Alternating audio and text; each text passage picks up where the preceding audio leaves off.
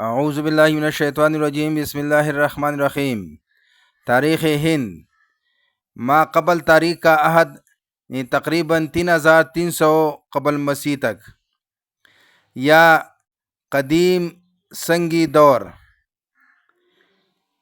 جب بر اعظم افریقہ سے انسان نما انواع کا پھیلاؤ شروع ہوا تو ایک اندازے کے مطابق انہوں نے تقریباً 20 لاکھ یا شاید 22 لاکھ برس قبل برصغیر ہند کی زمین پر قدم رکھا۔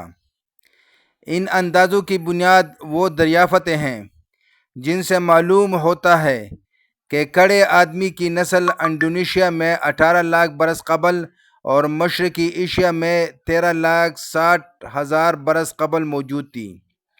نیز رایوات میں واقع وادی سوانی اور موجودہ پاکستان میں واقع پبی پہاڑیوں سے ملنے والی سنگی آلات بھی کڑے آدمی کی موجودگی کا پتہ دیتے ہیں۔ یہ سنگی آلات نسل انسانی کے بالکل ابتدائی ایام کے ہیں، گو کہ بعض مزید پرانے انکشافات بھی ہوئے ہیں اور ان کی مدد سے ابھی رسوبات کی بنیاد پر زمانے کا تعین کرنے کی کوشش بھی کی گئی ہے، لیکن دیگر آزاد ذرائع سے ان کی اب تک تصدیق نہیں ہو سکی۔ برصغیر ہند میں پائی جانے والی انسان نما انواع کی قدیم ترین متجرات یا ڈھانچے کڑے آدمیوں یا بائیڈل برگ انسانوں کے ہیں۔ یہ متجرات وسطی ہندوستان میں واقع وادی نرمدا سے ملے ہیں اور تخمیناً 5 لاکھ برس پرانے ہیں۔ نیز ایسے متجرات یعنی ڈھانچے بھی ملے ہیں جن کے متعلق یہ دعویٰ کیا جاتا ہے کہ وہ مذکورہ ڈھانچوں سے زیادہ قدیم ہیں، لیکن یہ دعویٰ قابل اعتبار نہیں۔ اثریاتی شہادتوں سے معلوم ہوتا ہے کہ 7 لاکھ برس پہلے تک برصغیر ہند میں یہ انواع کہیں کہیں آباد تھیں، اور اندازہ 2.5 لاکھ برس قبل تک یہ برصغیر کے بڑے رقبے پر پھیل گئیں۔ جنوبی ایشیا کی آبادیات کے ایک ماہر جم ڈائسن لکھتے ہیں کہ موجودہ نسل انسانی کا ظہور افریقہ کی سرزمین سے ہوا۔ اس وقت یعنی 60,000 سے 80,000 سال قبل وقفے سے اس نسل کے چھوٹے چھوٹے گروہ برصغیر ہند کی شمال مغربی سمت سے داخل ہوئے۔ ایسا لگتا ہے کہ ابتدا میں ان کے قافلے ساحلی راستوں سے چل کر پہنچے، اور یہ تقریباً طے ہے کہ موجودہ نسل انسانی برصغیر میں 55,000 برس پہلے سے موجود ہے، گو کہ ان کے قدیم ترین آثار محض 30,000 برس قبل پرانے ملے ہیں۔ مائیکل پیٹرا گلیا لکھتے ہیں کہ وائی کروموزوم اور ایم ٹی ڈی این اے سے ملنے والے معلومات بتاتی ہیں کہ جنوبی ایشیا میں بسنے والی نسل انسانی کا آغاز سرزمین افریقہ سے ہوا۔ بیشتر غیر یورپی گروپوں کے اتصال کی تاریخیں اوسطاً 73,000 سے 55,000 برس قبل کی ہیں۔ مائیکل فشر کہتے ہیں محققین کا اندازہ ہے کہ موجودہ نسل انسانی کا افریقہ سے باہر اور جزیرہ عرب کے اس پار پہلا کامیاب پھیلاؤ 80,000 برس قبل سے 40,000 برس قبل کے درمیان میں ہوا۔ اس سے پہلے بھی پھیلاؤ کی بعض کوششیں ہوئیں، لیکن وہ ناکام رہیں۔ ان کی بعض اولادوں نے اپنی ہر نسل میں نوع انسانی کی مزید افزائش کی اور ان تمام سکونتی خطوں میں پھیل گئے جو راہ میں انہیں ملتے ہیں۔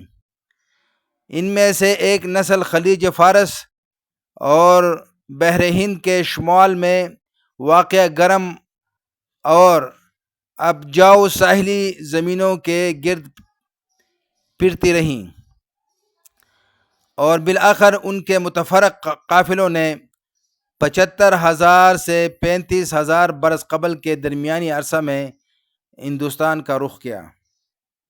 اثریاتی شہادتوں سے بھی معلوم ہوتا ہے کہ برصغیر ہند میں نسل انسانی کی موجودگی کے آثار 78,000 سے 74,000 برس قبل کے ہیں۔ جنوبی ایشیا میں ابتداءً انسانی قافلے انفرادی طور پر شکار کی تلاش میں آئے، اور پھر یہیں آباد ہو گئے۔ خطہ میں ان کی آمد اور سکونت نے لمبے عرصے کے بعد زبردست تنوع پیدا کر دیا۔ اس نوع کی رنگا رنگی افریقہ کے بعد جنوبی ایشیا ہی میں پائی جاتی ہے۔ جنیاتی تحقیقات نے برصغیر کے ماقبل تاریخ عہد کے متعلق مزید معلومات سے پردہ اٹھایا ہے۔ بالخصوص اس خطہ میں جنیاتی تنوع بہت زیادہ ہے اور صرف افریقہ کی آبادی ہی برصغیر سے زیادہ تنوع رکھتی ہے۔ اس سے متعلق برصغیر میں ابتدائی واقعات کی مضبوط شہادت بھی دستیاب ہے۔ اس سے مراد وہ حالات ہیں جن میں ایک چھوٹا گروہ مثلاً قبیلہ اصل افراد کی قلیل تعداد سے وجود میں آتا ہے۔